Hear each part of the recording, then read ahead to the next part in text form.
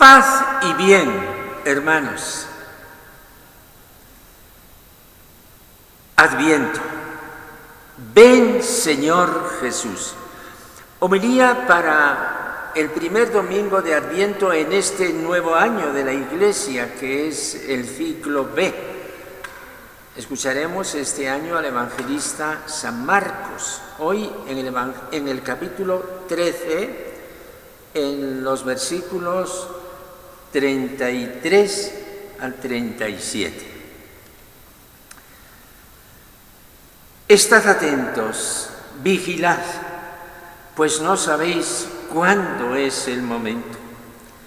Es igual que un hombre que se fue de viaje y dejó su casa y dio a cada uno de sus criados su tarea, encargando al portero que velara. Velad entonces, pues no sabéis cuándo vendrá el Señor de la casa, si al atardecer o al mediodía o al canto del gallo o al amanecer. No sea que cuando venga inesperadamente y os encuentre dormidos. Lo que os digo a vosotros, lo digo a todos. Velad. Palabra del Señor.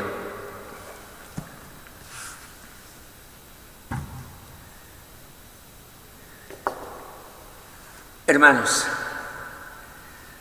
hoy iniciamos el Adviento. Y antes de entrar en la explicación y escucha de los textos sagrados, es oportuno que nos situemos en el significado del tiempo que comienza y sepamos qué anuncia y cómo se articula en el conjunto de los tiempos que celebra la Iglesia. Adviento es ni más ni menos que la expresión latina adventus, puesta en castellano, adviento, la llegada. La llegada, una llegada solemne, es todo un acontecimiento. Alguien muy importante, el emperador, llega a la ciudad, toda la ciudad se convierte en un festejo de acogida, de celebración y de fiesta. Curiosamente, la palabra adventus es la traducción de la palabra griega muy importante en la Biblia, parusía. Esta es una palabra que le resulta familiar a quienes hoy se meten un poco a fondo en el estudio de la Sagrada Escritura. ¿Qué es la parusía? La parusía es la venida de Cristo al final de los tiempos, revestido de poder y de gloria. Cuando celebramos la Eucaristía, inmediatamente después de la consagración, aclamamos a Cristo, anunciamos tu muerte, proclamamos tu resurrección. Ven, Señor Jesús.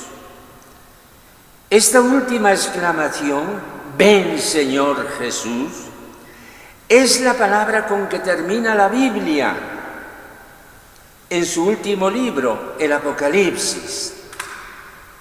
Ven, Señor Jesús. O como decían los primeros cristianos, en arameo, aunque las comunidades no hablasen el arameo, Maránata.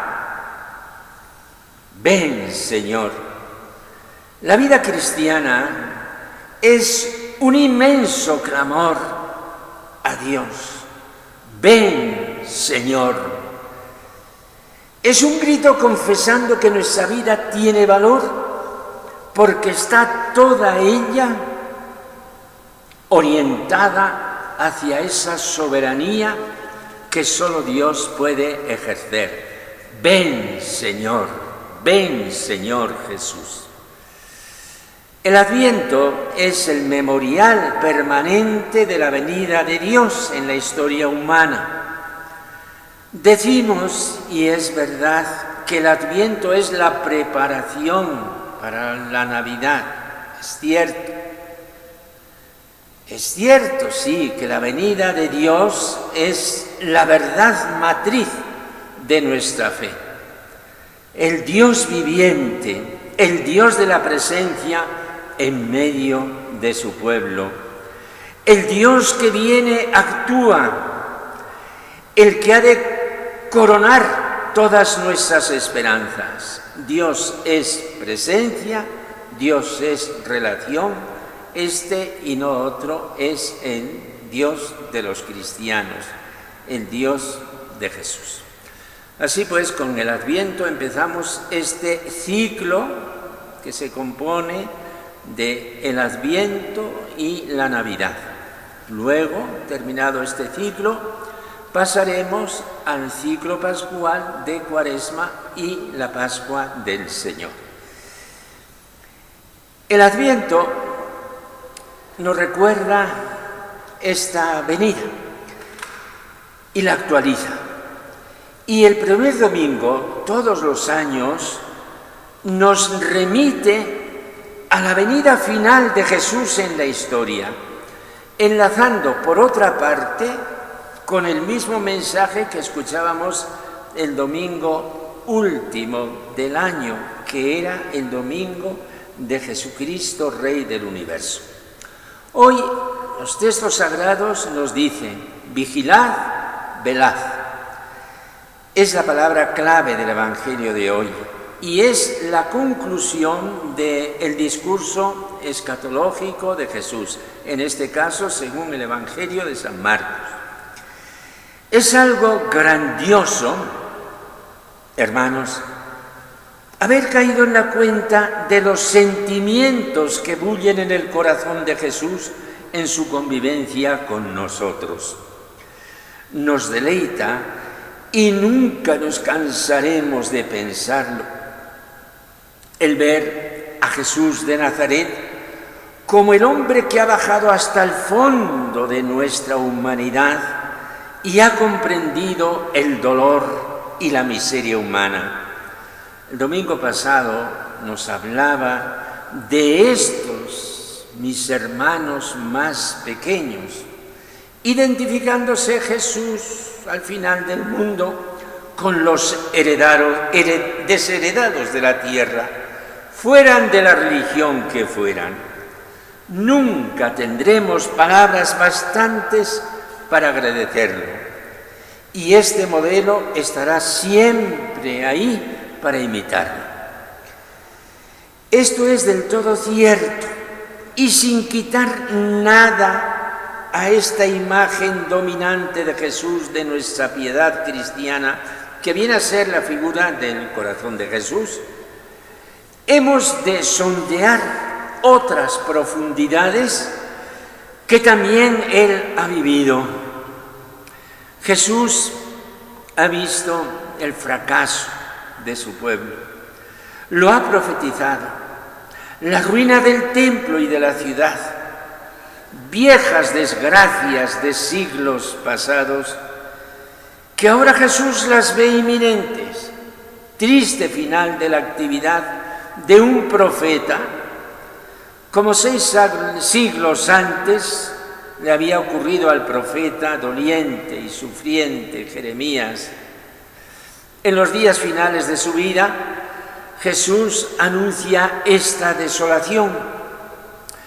No se trata de una perspectiva política, sino del juicio de Dios amoroso. Así lo interpretó él. Y de hecho, 40 años después de que Jesús hablara de esta manera, los romanos arrasaron el templo y la ciudad. Aquella catástrofe no le hundió a Jesús, al contrario, de aquella desgracia suprema brotó esperanza y salvación. Jesús entonces se reafirmó en el fondo de su ser en lo que era. El Hijo del Hombre que había visto Daniel, que se acercaba a Dios Todopoderoso y recibía poder y gloria como Señor de la historia. Ese soy yo, pensó Jesús. Ese es el Jesús de nuestra esperanza, el Jesús de nuestra fe.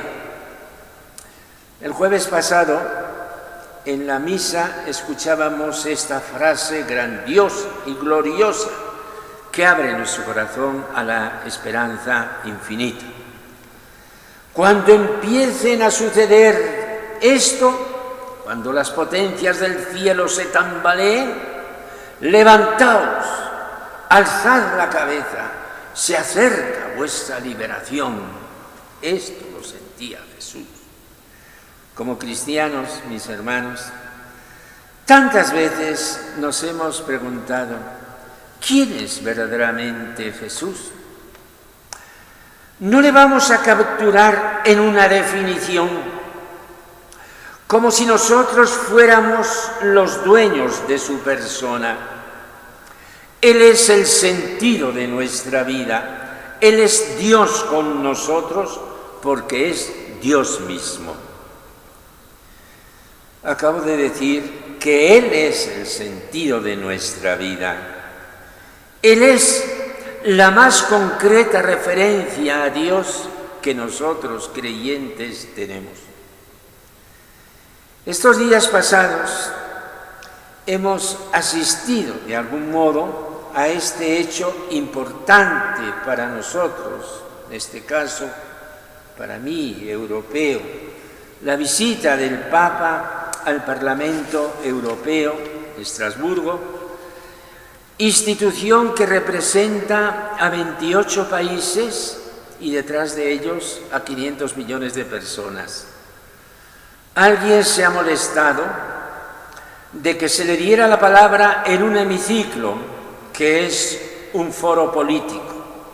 Alguien, y bastantes, se ha molestado de que en su discurso mencionara el aborto y lo llamara asesinato de niños antes de nacer. El Papa, que no ha sido un intruso, sino un invitado de honor por el presidente, tenía que decir estas cosas. ¿A dónde va Europa? Mi continente, humanamente envejecida, espiritualmente desgastada. El futuro no se ve nada halagüeño. El Papa ha hablado de la defensa de la persona, pero apreciando su dignidad, su valor, desde la trascendencia. Porque si la persona no es defendida desde allí, podemos utilizarla y degradarla desde los meros intereses económicos, que al parecer son los que imperan. Y ha dicho, entre otras, estas frases memorables. El futuro de Europa depende del redescubrimiento del nexo vital e inseparable entre estos dos elementos, es decir, la apertura a Dios y la apertura al mundo. Una Europa que no es capaz de abrirse a la dimensión trascendente de la vida es una Europa que corre el riesgo de perder lentamente la propia alma y también aquel espíritu humanista que, sin embargo, ama y defiende.